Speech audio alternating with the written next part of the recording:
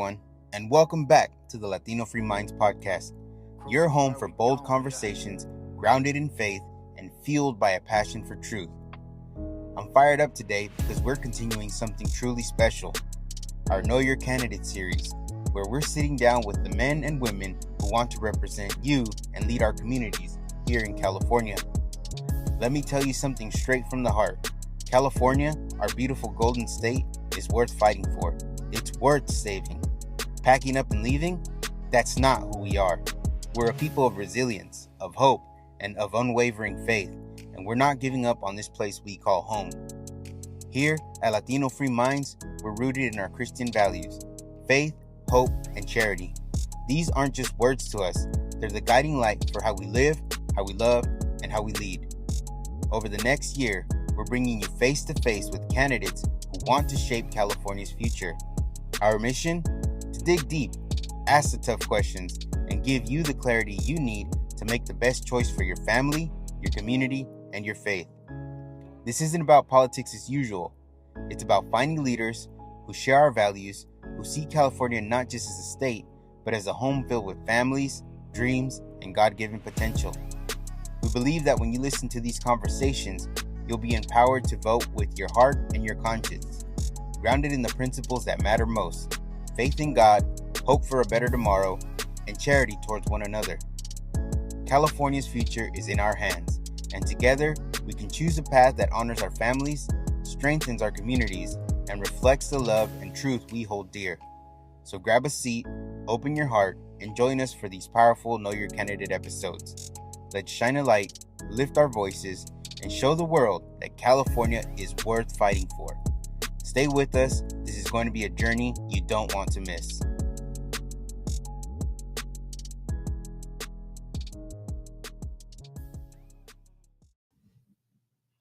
Hey everybody, welcome back to Latino Free Minds, where we dive into the real issues with real solutions, with no nonsense. I'm Daniel, and I'm here with my co-host Danny. And tonight we're talking education, how to fix our schools, empower parents, and get our kids back on track. The state superintendent oversees California's Department of Education and about 130 billion or so budget. They set statewide education policies, advocate for students, coordinate with local school districts, and work with the State Board of Education and legislature. With California's local control system, the role is about influence, pushing for better schools, better teachers, and real results. Tonight's guest is here to share their vision. We want to welcome Sonja Shaw to the show. Sonja, how are you doing? Good. How are you guys doing? We're Good, doing. thank you. How you doing? How you been, Danny? How's your day? Like we were saying, it's pretty busy, but I'm really excited. We were having a side conversation, just having full-time jobs and trying to do this is, it's a challenge, but nevertheless, thank you, Sonia, for joining us and, Yeah. Educating people. Yeah, no, absolutely. We're in this all together, fighting the good fight, right?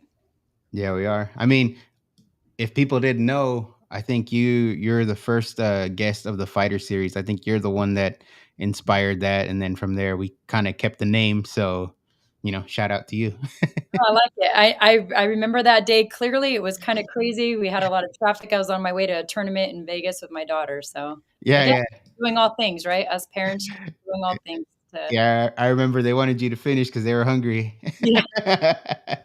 They're like, come on, mom. Yeah. So, yeah, no, it's good to have you back, and we thank you for being here. We thank you for putting your name in the ring, so to speak, for this position, because we live in California, and we know that it is needed, right? We need change in our education system. So, with that being said, we'll get into some of the questions, and we'll kind of go from there. Okay. So over half of California students aren't reading and writing at a grade level. That's a crisis. As superintendent, how will you tackle this and improve academic outcomes for all kids? Okay. We're going to talk 2 hours. We're going to go quickly. We'll go Uh, quick. Rapid honestly, fire. I know, right? Really, it's been so abused and mismanaged. Like you just said it yourself. It's actually like 47% can't even read, write, or do math, right? That the testing shows We have great teachers leaving the profession. We have union activists that are ruling, they're just strung on pushing ideologies into the classroom, confusing our children. In reality, we're going to take the same stuff that we're doing locally that's working despite the noise, and take it at a state level. Like, districts that are actually trying to do the right thing are penalized, right? We're not even able, we're looking for money. Like, I could give an example with ROP. I'm very passionate about kids having potential, and the tools to have a potential great future. And I sit on our ROP commission, and I'm a commissioner member, with it's a 4 district member thing. And we're constantly, our superintendent on that is constantly looking for money. But these are opportunities, these are pathways that set kids up for success after high school.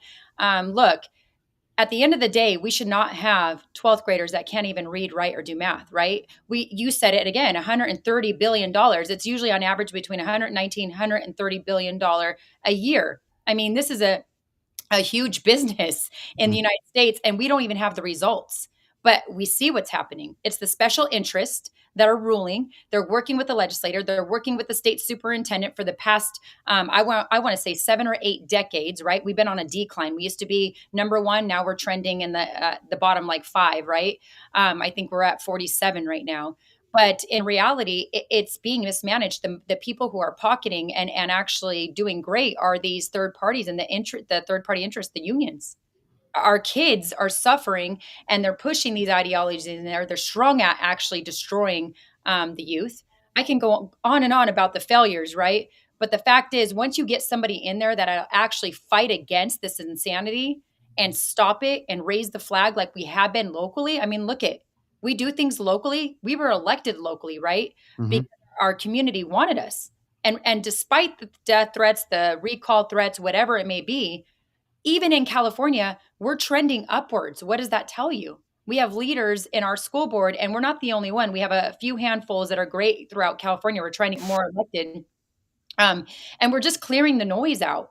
Now, I will say, because of the majority of the legislators in California, they continue to just pass a law and stop all of us from doing the right thing, right? But the state superintendent is the spokesperson.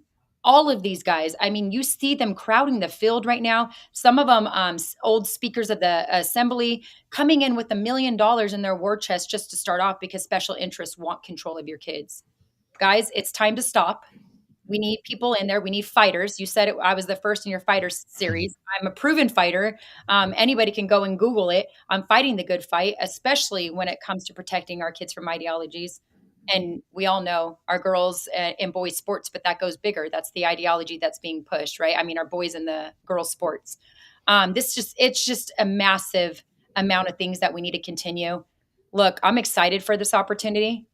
I love when I read these articles and they praise all, the crazy, I just radical insanity candidates. And then there's me in my own little island. I'm the crazy, and me as the Republican crazy mom who brought, these policies forward that the state sued us for. And I'm like, thank you. Thank you for showing parents that we don't want status quo, right? I'm not that person like the rest of them.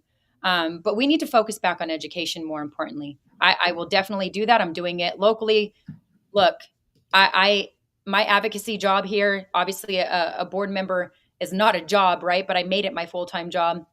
My advocacy is full-time, and we're taking that across the state. It's going to be exciting once we get that seat. I really think we have a chance to really turn the ship. And I know I'm talking a lot, but I do want to say this. Look, if we save California, we save the rest of the nation. We cannot stop fighting for California, because California becomes the sanctuary for everything, including all these things, with gender even. Like, look, California is strung. Newsom and the rest of them are strung at cutting healthy body parts off of kids. If you don't stop it here, what's going to happen? We're the sanctuary state for those kinds of things, right? So it's going to continue to flow in. Other states are just going to continue to kidnap kids and put them in the system through California.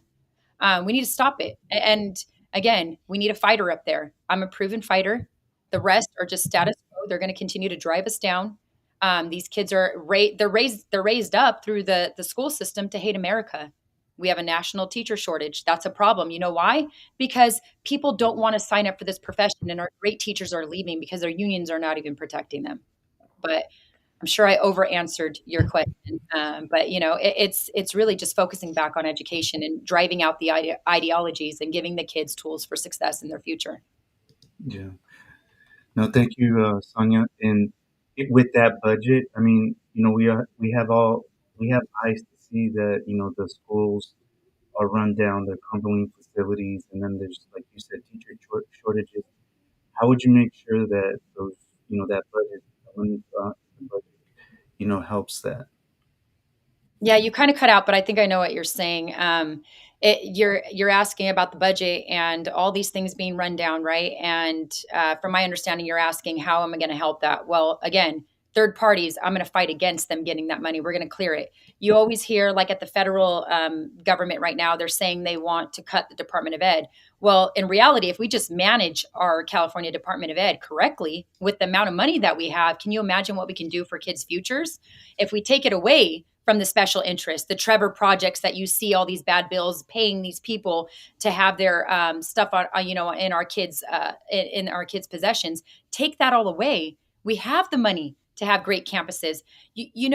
Today I read the California School Board Association is now trying to tell school board members how to get housing for teachers. That's your taxpayer dollars. All while you're saying there's schools throughout California that are crumbling. We're now going to become landlords and start housing. And then how do you evict a teacher who's fired or didn't make it, through the process of going through school? What is this? This is insane. This is communism, right? The money just needs to be driven to the classroom to help our kids, to give them the tools, get them on pathways. Look, I'm a huge believer in ninth grade. Those kids should have learned how to read, write, and math. Obviously, that should have happened way prior to that. And in high school, we should be sitting with every student figuring out, are you 4-year bound? What is it you want to do? Or are you going to a technical career field? And we have the opportunity to put money towards that to help these kids by the time they graduate. Look, they can be certificated. You can have beauticians, you can have, UPS workers, things like that. We do that here in our own district. Why wouldn't we take that statewide? Because the money's being mismanaged and given to these people, right? And it's not just a California thing, it's a nation thing, and it's driven by the teachers' unions. Yeah, I also wanted to ask you about something that I heard last week. So last week I heard that there was a audit done um, in June, and it was up in the Sacramento area. I think it's the Highlands Community Charter School and some sort of sister school, and they wrongfully received, I want to say, $180 million K through 12 funding. Did you hear about that? Do you know about that I situation? just recently heard about that, but again, you have no oversight. There's no accountability, right? You're having kids that are failing. You have look at charter schools. I'm a big supporter of school choice, but you also have now you see what's happening. They're taking over these kinds of things because they know there's money into them, and there's no accountability. Again, we have the ability to have oversight on that. It's just being mismanaged because they have a focus on one thing. Look, any parent can just go on to what the current bills that you guys all have spoke about on your show are on the table for. It's destroying education, right? It's destroying opportunities for kids. But when it comes to that, I think it's a mismanagement because we do have the ability to have oversight. And again, hold them accountable, right? We want to see.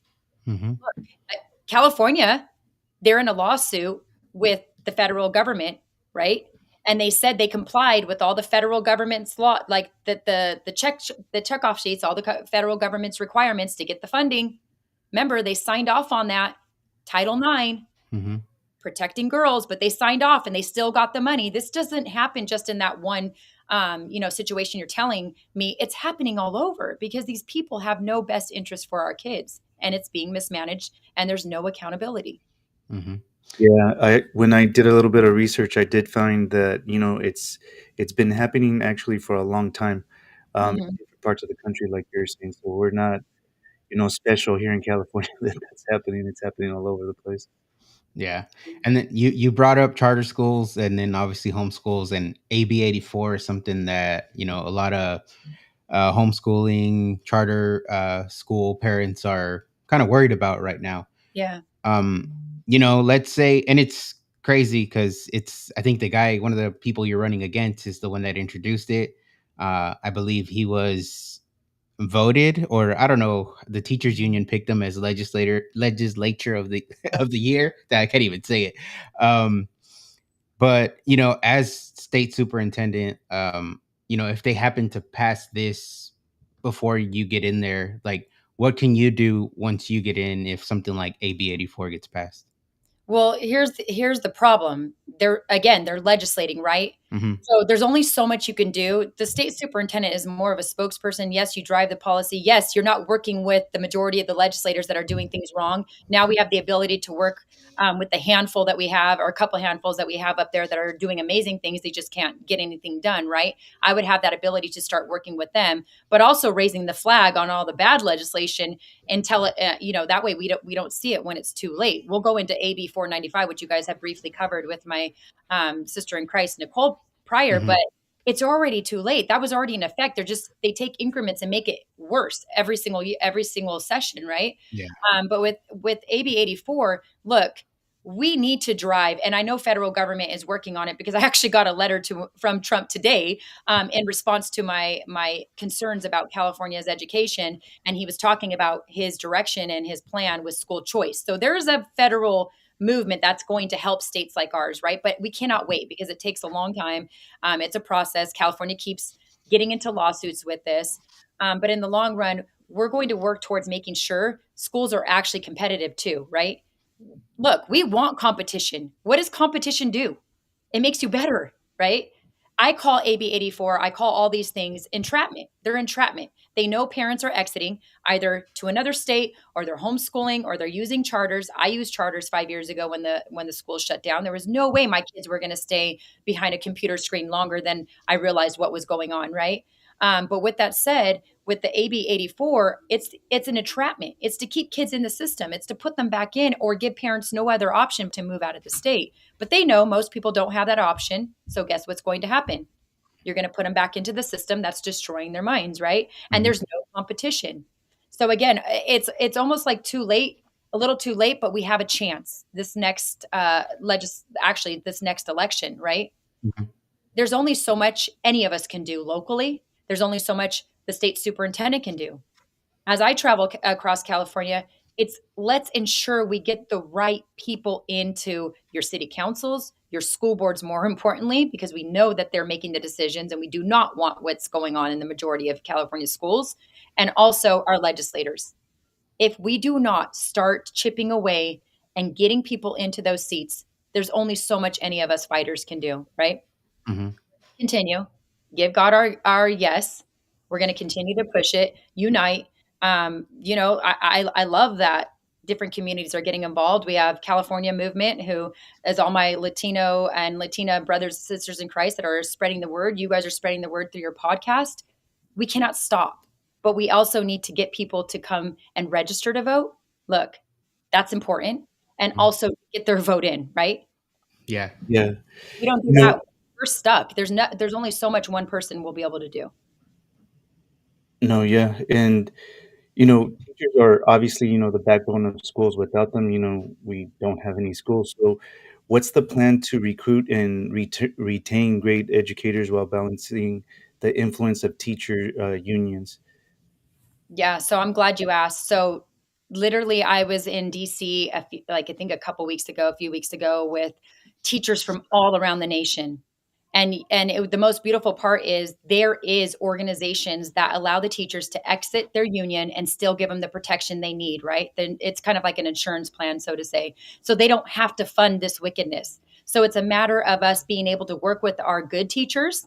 And I started that 5 years ago as a parent in the board meeting when the local union would not support the teachers when they were worried about the possible mandates for vaccines, which did happen in a lot of districts in California, right? LA Unified, some of my greatest teacher friends now, they came from there and they have the mandated vaccines and all that stuff. But during that time, we created another special bond. Look, there's already a special bond between a teacher, a good teacher, because there's teachers and union activists.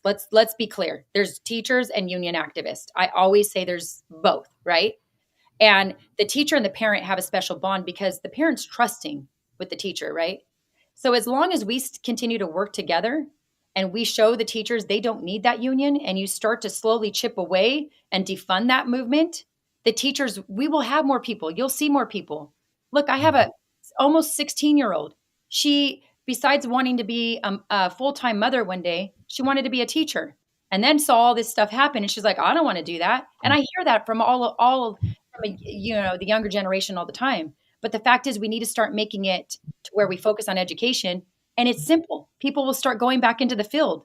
People don't want to be involved in all this weird stuff that's going on with kids. They don't want that heaviness, that wickedness, right? They don't, even though they're in the classroom. I praise those good teachers all the time, and I beg them, don't leave yet. We need you. But if we start clearing the field, we focus on education, we make their profession what it should be, great, right? And trusted, then bam, you solve the problem. It's not that hard. It's just so wicked right now that nobody wants to put their hands in it. Well, I think you're starting to see it even like in police department, like law enforcement. As they see, this, I don't know, the social um, movement that's going on, that's just disrespecting law enforcement and Yeah. teachers. You're starting to see retirements go up, or early retirements and stuff like that. So I'm sure that's what's happening with the good teachers, and we're getting stuck with the political activists that you were talking about. Yep, the union activists, and it's unfortunate, but it's savable, guys. Like, if we again, and if we actually give the kids the tools and show them that this is a good profession to go into, they're going to start going back into that profession, right? We're not going to be left with these young activists that come in and start pushing this. I've seen it. We have student teachers that we're having to put out fires in our own district all the time because they're trained. Their minds are already washed to be pushing that into the classroom, right? Mm-hmm. And it's devastating because it's the adults' fault. They put them through this pathway. They've told them, right? I mean, look at most of our universities. What, just a few months ago, they hate America. They were destroying their own universities where they're either number one in debt or their parents are highly in debt for sending them to those prestigious universities. They're making it to where kids don't even want to go there. Mm-hmm. Community college is becoming the next in thing right now because parents are refusing to put their money to poison their child's brain any further. They're young adult now, right? They're becoming a young adult, and even the kids that have common sense and have grown up to realize that this is wrong and they actually believe in protecting America and actually doing the right thing, um, they don't want to put their money there. They don't want to be part of that. Why would they? Their schools are getting shut down. This is happening. It's a mess. Yeah, no, it's terrible, and I think you were kind of alluding to it, like, when you do get the results, when kids are closer to, the top of the leaderboard, so if you will, in the country, because I think right now it's what, 40th or so. Once you do get the results, then yeah, people will probably, okay, I'll put my kids back in, right? And it's tough because you have to balance a good curriculum, right, with the basics, math, reading, writing, and all that. But you got, kind of to what you were saying, these teachers that are pushing, gender identity, social justice, and it makes it hard as a parent to be like, I don't want to send my kid there, and I'm sending my kid's mind and influence, whatever you want to call it, to this person I don't know for an extended period of time. And I think, obviously that's why a lot of people are homeschooling or choosing charter schools, or, trying to find different ways to not use the public school system. But, Yeah.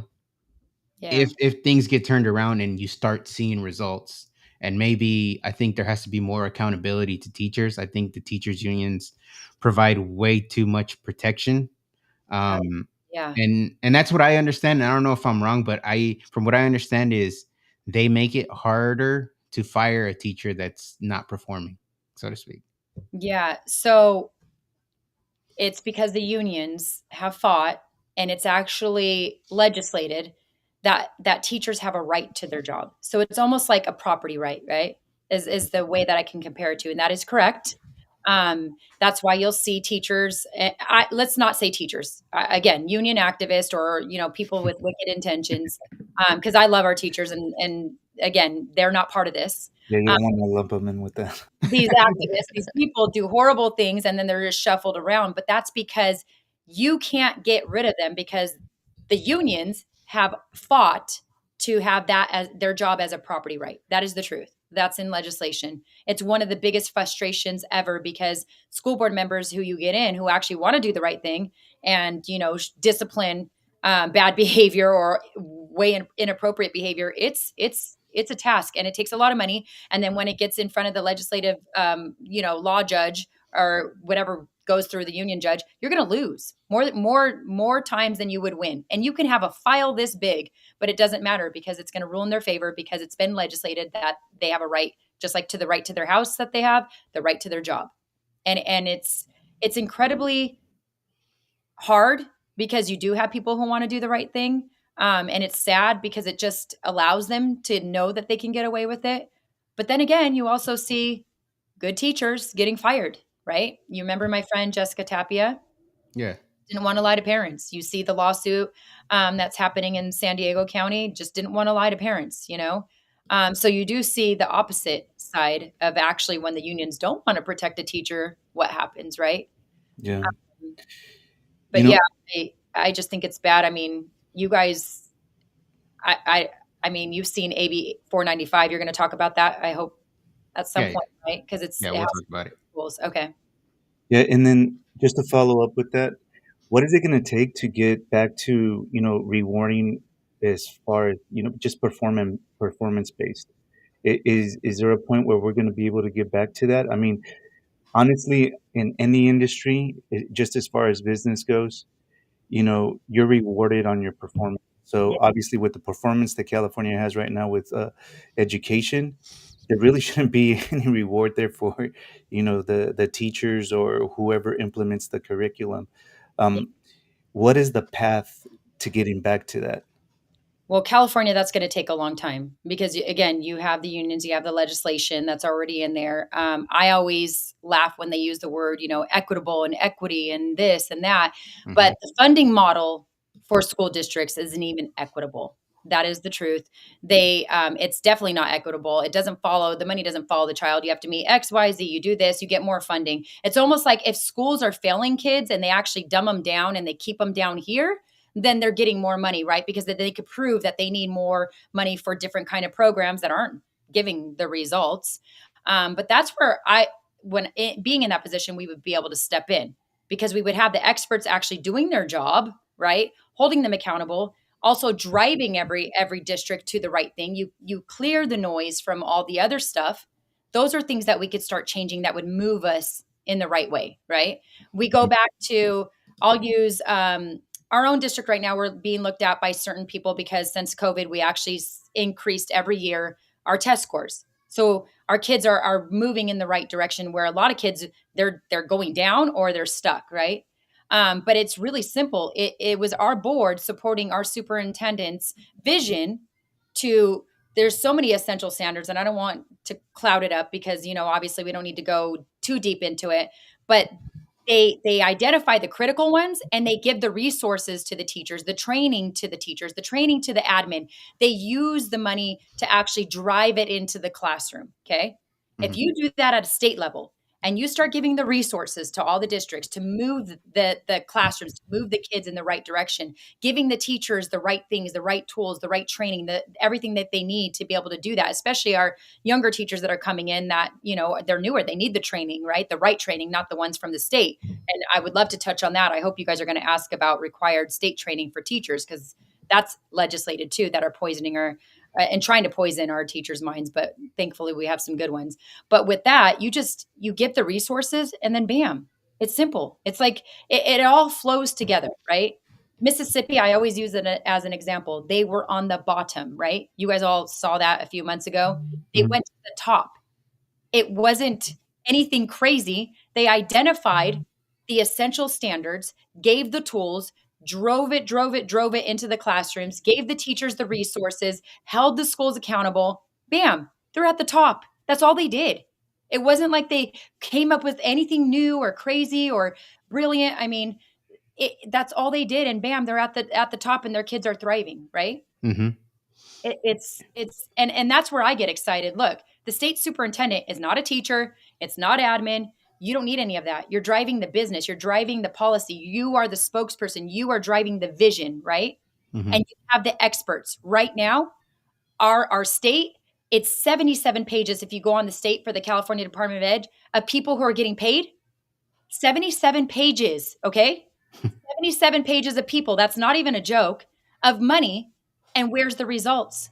47% can't read, write, and do math. The money is obviously mismanaged everywhere, right? Hmm. So again, that person in that position is going to drive it. It's like a culture. It's a business. You're moving it. You're the CEO. You're actually not allowing and working with the legislators to legislate all these crazy things in. So guess what's going to happen? They're not going to have the California Department of Ed superintendent to collaborate with all their nasty stuff that's coming through to destroy our kids' minds. Hmm. You're the gatekeeper, right? It's Hmm. easy when they're all in cahoots with each other. You wouldn't have that. You wouldn't have status quo. Yeah, no, money mismanagement in California is a common theme. So we definitely gotta. There's a lot of areas we definitely gotta have some accountability and improve on. But I think you kind of mentioned it earlier that each school is kind of locally controlled, so you don't have all the power, right, to do whatever you want to do, right. In a sense, you're gonna have to not have good relationships, but have some way to influence the districts to adopt your vision for better schools, right? So how do you do that? Does that include kind of what you were mentioning about maybe better training for teachers or better standards for teachers? And not only teachers, what about our admin? I mean, and help for our superintendents, because we do have great superintendents that want to do the right thing, right? But they Mhm. have an uphill battle. They're working against the unions. They're working against the machine is what I call it, the Department of Ed.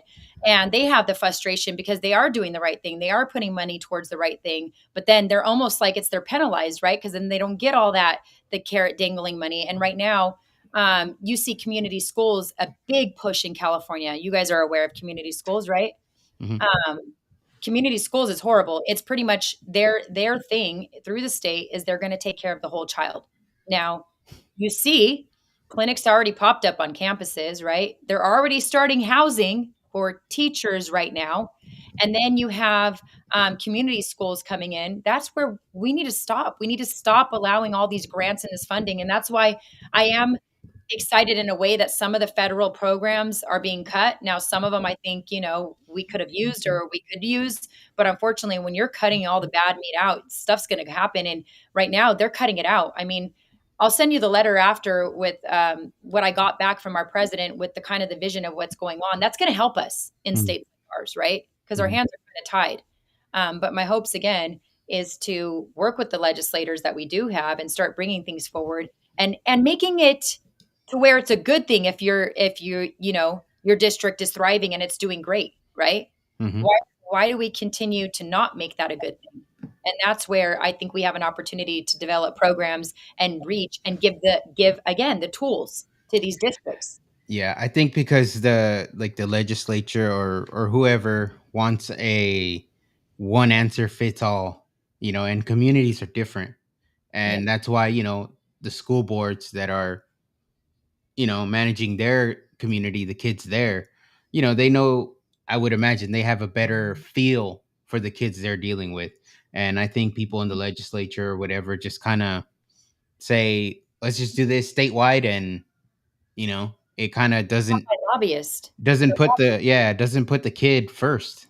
Yeah, because they're not driven by the people, they're driven by money and lobbyists, right? They Hmm. answer to the again, the special interest groups, and that's what's driving the decisions. It's not the communities. Look, when our district did things that our community voted us in, I mean, even after our board meeting last night, I was watching Redlands, and thank God we have some amazing board members over there that recently got in, and they're bringing common sense policies, getting sexually explicit books out, you know, clearing all that crap out of there. But then you have the loud, crazy people going in. But then what happens? Look at our district when we did that. We get sued by the state for doing what? For bringing policies our community voted us in to bring? Like, Yeah. there's a reason why we went through two election cycles where they could have switched our board twice, right? And we have 5-0 now. I call it 5-0 because we have 5 board members that are focused on education, that want nothing to do that give parents a voice at the table, that bring in our good teachers, listen to them, work with them. You know how bad that is when I actually have teachers come to me as a board member. That's not my position, for teachers to come to me asking for solutions because their unions refuse to work Mhm. with them and do the right thing. That is bad. That's broken, right? But that's happening. I mean, I'm grateful for those opportunities to show them that their union is not representing them, right? But Mhm. I'm also sad because that's not the way it should be. And it's really disappointing. But again, I think if we just focus back on education, I know people say all the time the basics, right? Mhm. But Mhm. that's the truth. Focus back on the basics, clear the noise. Yeah. You should not have to take hours of legislated training. I mean, I went through the training myself. It's called Prism. You guys can look it up online. They only give you the preview online. You log in and you see the most wicked things, teaching teachers how to push LGBTQ plus. This is not a joke, and this is a law, right? I think it's AB 5. It was legislated to have teachers trained starting this year, every year. This is what our teachers are going through the training, and I'm bringing it back to the basics because our teachers are required to take this training, and it's pushing it to STEM, PE, every single classroom. They're teaching the teachers, how to push this to the kids. And that's wrong. Our kids are failing at reading, writing, and math. Why is the teacher having to focus pushing somebody's ideologies into the classroom? We should be having those teachers go through training, or asking them, what is it that you need? What is it that, could help you in the classroom to get the kids to go to, from this point to this point where we need to move them? And as you're saying that, I'm just thinking about Assembly Bill 495. I know Yes. that we're going to go over it a little bit, but they give it these names, like packaging. Like, for example, AB 495, Family Preparedness Act of 2025. Yeah. And if you look into it, there's a bunch of loopholes in there and stuff like that. So if you could just speak on it and just make us aware of the type of loopholes or things that we should be aware about, this bill. Yeah, so I'm glad we were talking about this. I actually was on a Zoom with leaders throughout California earlier, on this exact thing.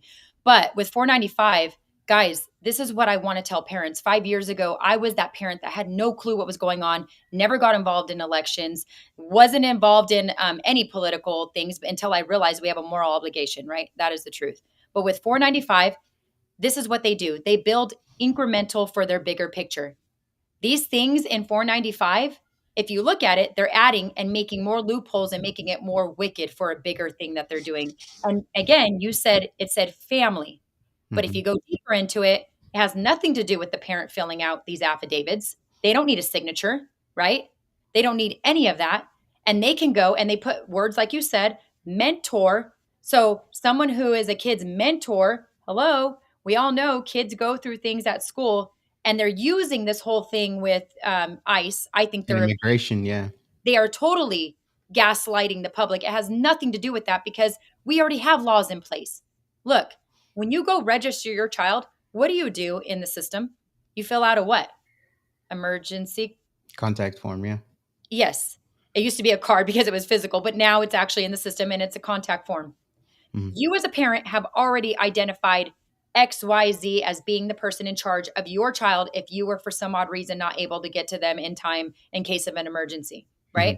Mhm. Mhm. This affidavit was put in place, right, already, and people can already utilize that, but it was supposed to be a family member at that point. Now with AB 495, it eliminates that. It could be anybody, opening it up to what? This is a Predators. predator's dream bill. We've heard all of the people fighting this bill say it, right? Mhm. It's absolutely horrific, and they do it in increments. It's horrifying. And to me, everybody needs to be paying attention to this. But more importantly, they keep doing this every year when they pass all these bills. They just build on it, build on it, build on it, right? Mm. And as you build clinics on campuses, what does that tell you? Anybody can take your child out and do. Just taking your consent, your knowledge away from it. And then from what I understand, 495, that mentor doesn't even need like an ID, right? I think they just got to sign. They have to sign. I think they did have to show an ID. We were looking at it deeper today on the original, but I think they're trying to Mhm. eliminate some of that. And they really only have to answer the first, like you could pull it up online and, one of us can show it later, but it's, and anybody can just Google it. It's on the California, their official website. You could just put affidavit, right? Mhm. For that, for this thing. And even 495, it's in the bill, but they only have to fill out like the first 4 or 5 questions. They don't even have to fill out the whole form and then sign it. And then that takes place in lieu of the emergency card. So what's the point of a parent filling out an emergency card? You just bypass the parents. And guess what? You don't even have to tell the parent somebody just picked up their kid and use the affidavit. Like, this is the most wicked thing. And they're using immigration as a thing, but there's already laws in place to protect these kids if, God forbid, something were to happen to their parents, right? Their parents have already filled out the form and identified if they can't go pick them up, who's going to go get them, right? There's already court processes. There's already systems in place, right? Mm-hmm. And they're bypassing all of that to do what? There's nefarious things going on. We know that. We see it every year in legislation. This is the most wicked one that we've seen, but it didn't come out of nowhere. They're building on it every year. They're building on it until we see it finally, and we're like, "Oh my goodness, what the heck is going on?" Right? Yeah, and then you got what's the other one? 727 with the hotline, I think. That's the Trevor's Project. Yeah. Remember, I was telling you special interest. So Trevor's Project is part of the quote unquote dream team that also developed the PRISM training that I was telling you about, forcing the teachers to put this ideology into the classroom. It's all connected. These are the people making the money. These are the people that send lobbyists to make the money, right? So that is putting that on. And remember, people like my good friends, Aaron Friday and all the rest, they made accounts, went in there as you don't have to identify yourself as being an adult. They have polygamy groups in there. They have all these different groups in the Trevor Project. They've had people go in there, and you can easily access chat rooms with children, right? Another predator's dream. It's a predator's chat room in reality. And then they develop that, and now they're going to try to force districts to put that on the back of the ID card. Now, and they call it suicide hotline to protect the kids if they're in a position. But guess what? It's already legislated. That's what I'm trying to tell everybody. It's already legislated. If you turn to any California kid's ID, it's already a suicide, a national one is already printed. That's already law. We already have to have it on. Now they want to go further and put Trevor's Project. So see how I told you they keep every year or They just add more. Try to take another inch. Well, that's what we always say is it's a game of inches, kind of like football. They always say is like you advance 1 inch at a time. Yeah. Exactly what they're doing. Yeah. So starting to see their entire game plan develop in front of us, and we can't let that happen. So But that's why we need to start showing up. Like, guys, look, we can say all day long elections are stolen. Okay, cool. Now, guess what? You could sign up and volunteer. They're starting to have Carl DeMaio launch the program, to get it on the ballot and to have election integrity. There's people who are trying to help with these things. But I always say, turning in your ballot is just handing your kids and your family over on a silver platter to these monsters up there in, Sacramento. Turn it in. And if it gets cheated, you know what's going to happen? You're going to get in the fight. There's no way most human beings would ever have something personally happen like that, right? Cheating your ballot and not get involved. Turn it in. Follow it. You can follow it, right? Yeah. And that's what I tell people. Like, don't just say I'm too busy to turn it in, because you have all of us on the ground fighting the good fight, sacrificing things that, I wouldn't wish upon any mother and father to be away from their family. All we're asking people to do is do their part. And I go back. If you're a brother and sister in Christ, you're going to give God your yes. Get in the fight. Everybody has a gift. Use it somewhere, right? Right. We have our fighters. We have our people behind the scenes. We have experts in this, that, the other. Use it. That's all we need to do. And then next election, we can actually do something great, right? Yeah. No, go ahead, Danny. Oh no, you were talking about the PRISM training that I had never heard about before. Sounds nice. It does. It's Sounds like shapes, right? Yeah. So, you referenced, the type of training that should be required. So, can you elaborate on that a little bit? Yeah, again, like I'll go back to, kids are tested on the essential standards. And we know, like with Common Core, California just wrecked. As soon as you saw Common Core and the rest of it go in, what happened? We tanked, right? But in reality too, with the essential standards, there's so many. Like they just it's just so crazily crowded that when you have districts like ours, our admin and our experts, they identified the critical, right? The critical. We actually have other superintendents and districts coming to our district to sit with our admin and our superintendent and our teachers to see what we're doing to try to duplicate it, right? So there is people that want to know what's going on. So all you do is that, and then you push, you drive, you train the teachers on how to put it into the classroom, how to do these things, the things that are science based, that are already have good outcomes, the proven things that show the kids best success. Those are the things that we use our money to train the teachers, to take them out of the classroom, get a sub for that day, because it's important for them to have that knowledge, to work in collaboration with each other. Those are the kind of things that I'm passionate about providing the training and the money for, right? The proven things, not all these things that they're doing that are destroying kids. It's those kinds of things that we need to make sure the experts have the chance to put it into the classroom and help our teachers, especially again our newer teachers, right? They're coming in and they don't have the knowledge, and they've went through a more than likely a college or a university system that is insane. I mean, my friend's son is going to San Jose to become a pilot. They're paying a lot of money. Guess what one of his classes? It's a gender class. One of his assignments was literally go out and do the opposite sex, something the opposite sex would do, and write me a paper to become a pilot. His parents are paying tons of money. The assignments that she shows our mom group are absolutely horrifying, right? This is what I'm saying. Imagine what the teachers are being taught if they're all being controlled by the unions in the Department of Ed, right? Wow. Those are the things that need to be eliminated. And then you give them the opportunities and tools, to actually do the good things. Like I'll go back to one of my daughter's English classes. My daughter in elementary struggled with reading a little bit, comprehension, right? And we see that a lot in the California school system. I was left kind of hopeless, like, what do I do as a mother? As it progressed, we were working with her. In high school, she has an amazing counselor. And she said, I want Brooke to go with this teacher. Yes, it's honors, but I think she's going to do great. That teacher, and it gets me a little emotional because I thought, like, no way, don't put my daughter into honors, right? She's always historically struggled. And she goes, Sonia, this teacher does the right thing. Trust me, you're going to love it. You're going to see results with your kid. I trusted her, my daughter's counselor, trusted the teacher. If we can take and that's what that teacher's doing. She's doing what she's supposed to do, and she's driving the kids. I mean, Hmm. I could tell you when my daughter came out of there, it was the most amazing thing. I got to see that teacher today, and I always tell her, like, please, she had a student teacher in her classroom, and I'm like, I pray to God that you teach her every gift that you have, right, to push and drive the kids, because that's an opportunity to have another teacher like her. But it's just the passion and the desire, and then they get the tools and the necessary things, and bam, kids are driven. Look, if my daughter's counselor would have oppressed, like pushed down my daughter and said, oh no, we're going to put her in this class, right, she Hmm. would have stayed there. She pushed my daughter, and now my daughter's up here, right?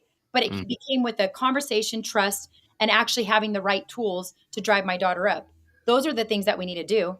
Like, it boggles my mind when you see schools say, oh, we have title, one, two, this, blah, blah, blah. These kids can't learn at this level. No, they can learn at that level. You're putting that in their mind. You're teaching them at a level that is lower than what they're capable of, and you're not driving them up, right? Hmm. That's where you change. There's I so think much. that's just the common theme is that you know, the attention span in school, or the disrespect that's happening, from the students to the teachers, is exactly because of that, because they're not being challenged academically, right? And they're making them, to the point that you're making, is making them believe and feel that they shouldn't be in those advanced classes or normal classes, if we want to use that instead of advanced. Yeah. Because I believe that you look at today's youth, and they're really smart. They really are. And there's no reason why they wouldn't excel in more advanced classes, in my opinion. And I think that's part of the reason why they're not engaged. And I agree with you. And that's why I say challenge the kids. By ninth grade, they should have already learned how to do reading, writing, and math. Let's get with those kids and see where they're at and meet them and say, hey, What is it you're possibly thinking of? Send them down a pathway. We have pathways that, again, will get these kids certificated and into the workforce, but it challenges them, right? It makes them excited about doing these things. Um, Mm-hmm. like I even see opportunity in what they label as a continuation school. I hate that word. I love that one of our principals, at unfortunately that's the way it's labeled, even with the funding model and stuff like that. We're trying to get that changed.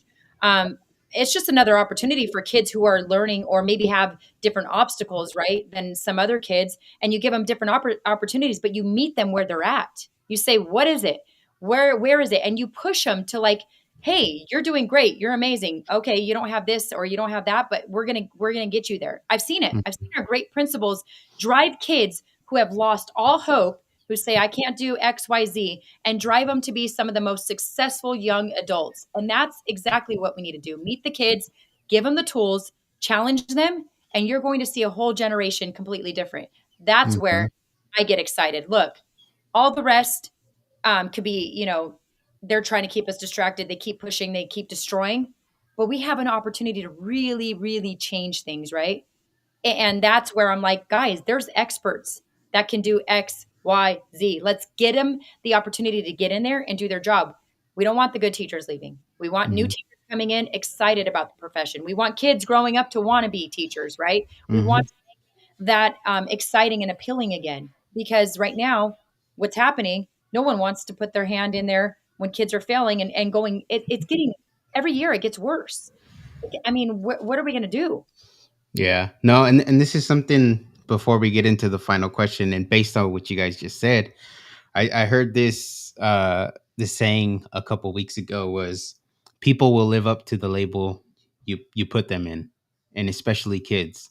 So if you're telling a kid like, no, you're never gonna be that, or you won't be able to do that, they'll probably live up to that. But if you tell a child like, hey, you can shoot for this up here, and encourage them, I think that that's what we should be doing. Yep. We should be letting them know. It sounds cheesy, right? You could be whatever you want to be, but yeah, we should be telling our kids that and encouraging them to challenge themselves, right? We got to challenge the kids so that we do make kids put a little bit more interest in it, right? Where they want to be better than their peers. So, that's just kind of based on what you guys were saying. I was kind of thinking of that, but you know, to close out here, and the final question is, kind of give us your vision. If you're elected into, to be the state superintendent, what's the one thing you would want every California student to have? A great education. Well, Opportunity. I mean, I know it sounds crazy, but they don't have that opportunity, they and don't. They don't. they don't have that chance. And it really is, there's just the tools to become something that they want to become. We have the opportunity to do that. Look, I never envisioned myself doing this ever, right? But it took a soccer mom to throw herself into the fight to protect the kids. But more importantly, it showed the kids, if there is change in the world that you want, go do it. Go be part of it, right? Hmm. I can tell any child, like, they tell me all the time, you're just a soccer mom, you're just a fitness trainer. Yeah, but look what we did. We got Sacramento to wake up, to start fighting back, which exposed it, and we're moving, right? We're getting people in positions. Like, this is something that's been happening historically for a very long time. But through what we're doing, we're showing our kids that they're worth it. I want every kid to know that they're worth it. I want every kid to know, like, if you're struggling, we're going to give the tools and resources to the district with the money that people are paying for here, and put it to good use, right? We're not going to give it to the special interest. We're going to fight tooth and nail from giving it to the special interest, right? And I want the kids to know that. I want them to know they're valuable. We're here fighting for their future. We're not going to give up. Eventually, I want to hand the torch to them and say, here, go do it, right? Hmm. And I don't want to hand them a state in ruins where they can't even raise a family because it's so unaffordable and so crazy, and they don't put their kids in school because they can't trust the system. Hmm. Or don't even wanna have kids. That's another thing Well, too. that's what they're that's a whole nother talk. Yeah, yeah, yeah. It's a whole They, nother hour right there. Yeah, I mean, I came from a childhood where I can understand people don't have the opportunities that my own daughters have had through life, right? They've had Mhm. their own struggles, or I would not say struggles, but obstacles because of what our family has gone through. And I thank God for that, because it's helping them become hopefully good leaders one day. Because I mean, even my daughter, what, in June, she spoke to CIF for girls, right? And it was the best thing as a mother to see my daughter. Now she's 17, she's going to be 18, she just graduated, speaking for the younger generation when she is the younger generation. But that is and I was there with, I want to say, at least 7 other female athletes doing that. That gives me hope, right? Yeah. I Mhm. go all over California. Just this 2 days ago, I was in San Jose. I met a young college girl who actually left her sport. It was water polo, her senior year, because a boy entered the team. That broke my heart. But guess what? She's now involved into politics because she feels like she has a moral obligation to be involved and not let what's happening happen on her watch. That is motivating. That is exciting, right? And they're Mhm. struggling their own struggles through, being able to afford to go here and go to college. But that's what you want. You want to raise up leaders. You want to give them tools. That's my biggest hope in this. Mhm. And what you're basically referring to is just being a good influence. So, I mean, we might not be able to, accomplish what we want to accomplish, but what you are doing at the same time, I mean, hopefully you do accomplish that, and we're gonna back you. But I guess what I'm trying to say is, if even if you speak up and you don't accomplish what you want to accomplish, there's other people watching, and Okay. you're influencing them, and you're encouraging them to speak up and speak up also and do something about it too. So that's important too. Not everybody can, you know, um, get to the point where they want to, but they can definitely start the movement. So Mhm. this movement that you've talked about that's been going on for a while now, it's like, we have to hand off the baton, if you will, to the next people, and that's what we're trying to do. So no, Yeah. we applaud you for that. No, Mhm. and I appreciate that, and I'm really excited. I think my biggest thing is for all of us to continue to link arms, work together as a team, and fight the good fight to protect our kids and show them they're worth it. Right? Like at the Mhm. end of the day, they are the future, and I refuse. Knowing what I know, I would be a coward to walk away from this fight. Look, I don't know what the plan is in June in the primaries, but I am going to give everything, and my family has already agreed to give everything we got to ensure that we're going to win, right? Mhm. Everything is on the table. Like I'm away from my family. Okay, no one's complaining. No one's giving mom guilt. I'll deal with my own stuff. But we're going to fight the good fight. But more importantly, as I've been going throughout California, look, the last 5 years, I've had the blessing of linking with other parents throughout California, right? And that's a blessing. Now I have even more of a blessing to link with other people, potential leaders, potential elected leaders, hopefully, right? Mhm. My goal at the end of the day is to get more school board leaders who are bold and courageous, like the ones that you see attacked all the time, to get more of them, right, elected. So, yes, we want that state superintendent seat, but we also want more school board members. And I'm going to work so hard to be able to encourage them, tell them, give them the tools, everything that I can give them, and also be there for them when they go through it, when we do get them elected. We Mhm. need that support system, right? Because Mhm. it is sometimes feels like a really dark, dark, lonely world. And thank God we have Jesus because we can lean on him. Mhm. I'm going to tell you some of the things that these board members, including myself, go through. It only shows you how much they want control of our generation, right? There's no reason why someone's life should be threatened, and they go after your work and your job and the way you feed your family because you remove sexually explicit books from the hands of kids. You told people that and passed policies to notify parents with something of their own child. You're not keeping secrets. And you eliminated ideologies in the classroom, including the flags that didn't belong there to begin with. Those are the things that brought evil out, right? Mhm. Why?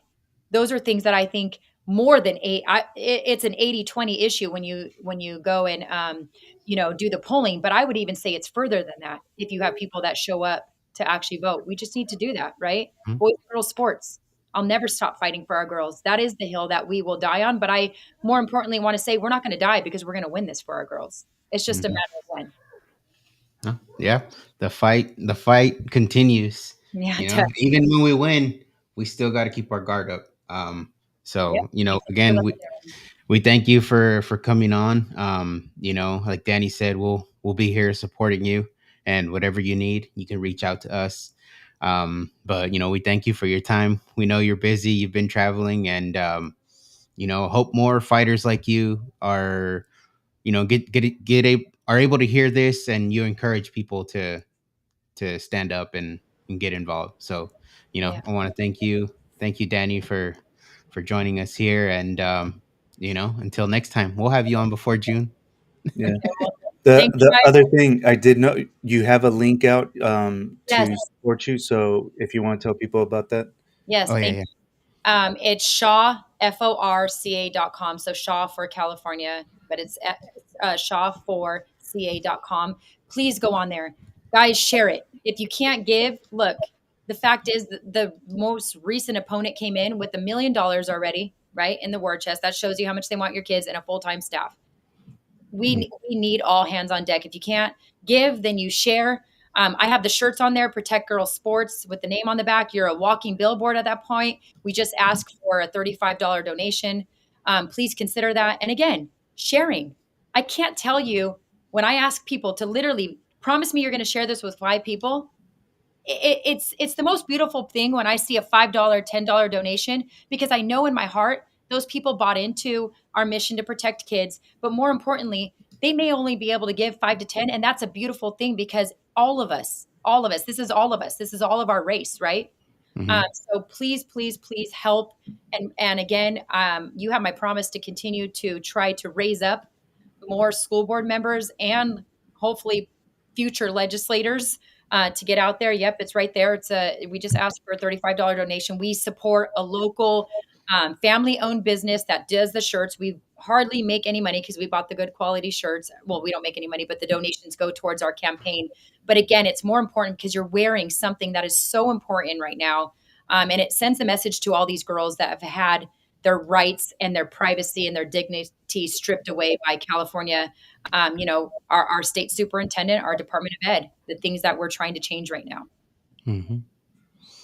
Yeah. Well, you know, hopefully people are able to visit shaw4ca.com and grab that shirt. And like you said, See that cute little girl right there that you just showed? put it back on. I, this is how beautiful this is. This is not my campaign. This is our campaign. This is the moms, the dads, the grandmas, the grandpas, the community members. That little girl is one of the moms that I met. She was an admin at one of our high schools. We met at one of the school board meetings when we were upset. We became almost like I would say best friends slash sisters. Nicole is her name. That's her daughter. And this girl, I could tell you, school board election, she was telling everybody it was the cutest thing. Vote for Sonja Shaw. She's going to protect Hmm. us. I swear, it's the most.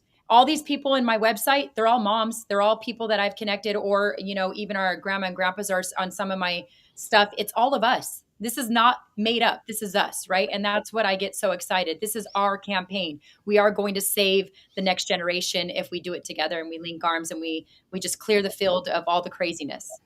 Yeah. No, that's awesome. That's awesome, Great. Sonia. Well, thank you again. And thank you for everybody that tuned in. Share this show because there's a lot of good information on you, Sonia, and what you're seeing. And, you know, like Danny said, I didn't know about the prism thing. Sounds nice, but Look it yeah, up. I yeah, have I a got to look it video up. too. We're gonna look it up. We're Yeah, gonna for look it sure. up. Well, you know, thank you, everybody. Peace be with you and God bless.